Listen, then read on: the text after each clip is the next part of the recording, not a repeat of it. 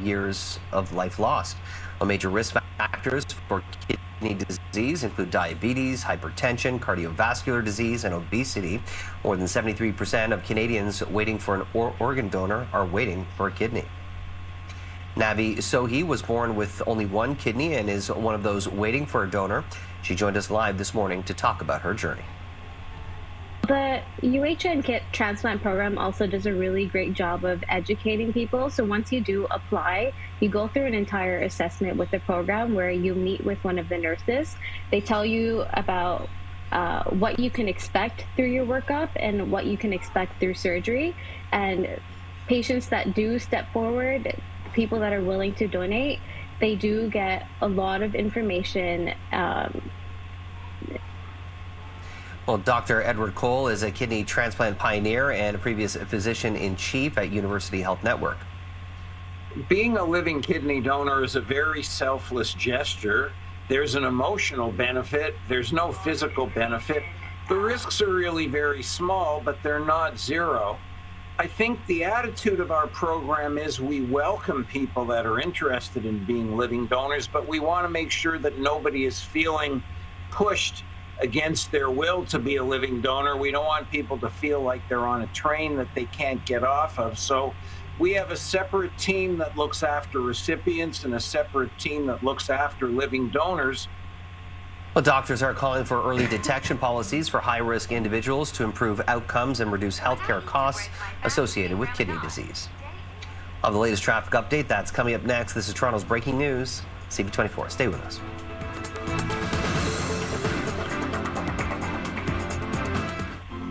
It's one of our very first foods. And sometimes the last thing before bed.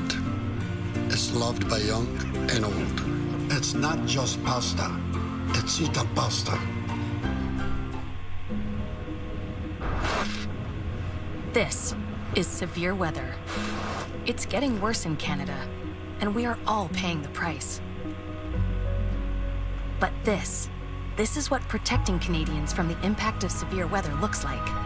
The 140,000 people in our home, auto, and business insurance industry working in your community, advocating for solutions that protect all Canadians.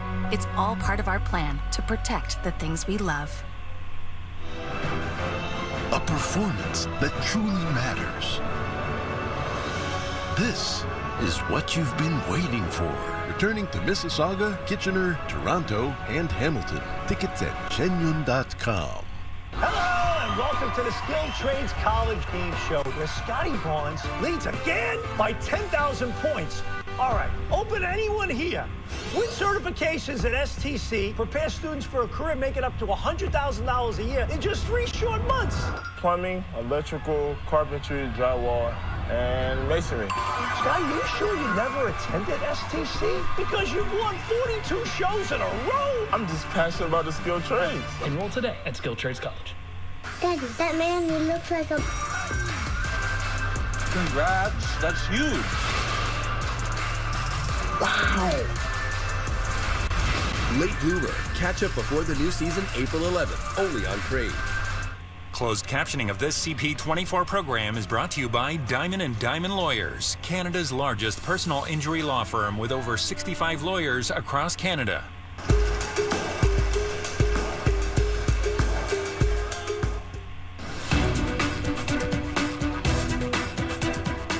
As of January 1st, 2025, the province of Ontario changed the collision reporting rules. The threshold for reporting property damage collisions has been raised from $2,000 to $5,000. So that means if you're involved in a property damage collision with combined value of less than $5,000, you do not have to report it to police. You're still required to report to police if the collision involves injury or damage to highway property like a fence, sign, or post. Keep in mind, too, your insurance contract usually requires you to inform your insurance company of any incident, regardless of whether you plan to make a claim or not. If you don't tell them, it's not a police matter, but there may be insurance implications. When it comes to reporting collisions, always know your rights.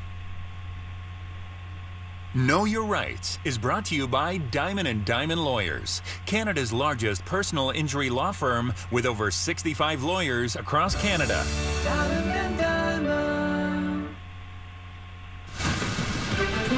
Well, we have a pair of issues occupying some lanes on the northbound side of the 427. The first is a collision. It's in the Express just past Burnhamthorpe. This is the best angle to show you. Single file. It's right by the transfer, so a bit of a tricky spot.